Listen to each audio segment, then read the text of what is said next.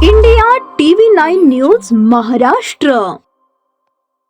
या मिरवणुकीमध्ये भाग घेणाऱ्या मंडळाची संख्या ही 210 आहे।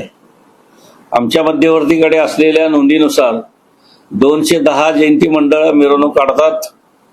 मग ही मिरवणूक पूर्वी बैलगाडीमध्ये निघत होते, नंतर ट्रॅक्टर, टेम्पो, ट्रक, कंटेनर, आता कंटेनर मध्ये या मिरवणुकीची सांगता समारंभ होतात।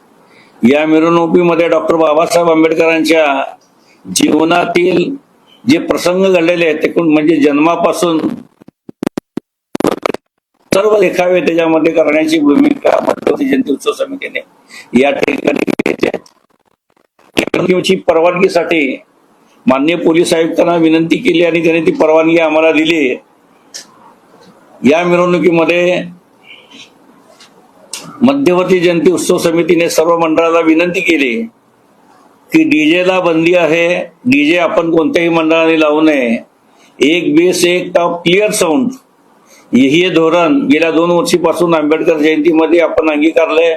तीच भूमिका याही 135व्या आंबेडकर जयंतीच्या मिरवणुकीमध्ये एक बेस एक टॉप क्लिअर साऊंड ही भूमिका आम्ही घेतलेली आहे आणि या भूमिकेला पोलीस खात्याने सुद्धा परवानगी दिलेली आहे। हे करण्यापाठीमागे आमचा उद्देश वेगळा होता।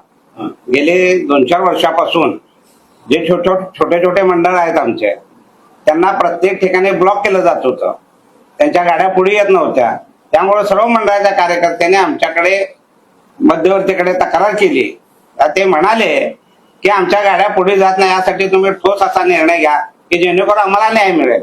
काही मंडळ आमच्या अडवणूक करतात, म्हणून आम्ही यावेळेस त्यांच्या आग्रहास्तव हा निर्णय घेतलेला होता आणि याबद्दल पोलीस आयुक्तासोबत आमच्या 2-3 मिटिंगा झाल्या।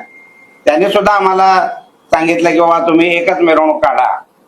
त्या पद्धतीने आम्ही सुद्धा विचाराधीन होतो, परंतु आमच्या काही मागण्या होत्या त्या त्यांनी मान्य केल्यामुळे आज आम्ही निर्णयाला या निर्णयापर्यंत पोहोचलो की एकाच दिवशी मिरवणूक व्हावी या दृष्टीनं आता आमचे प्रयत्न चालू आहेत।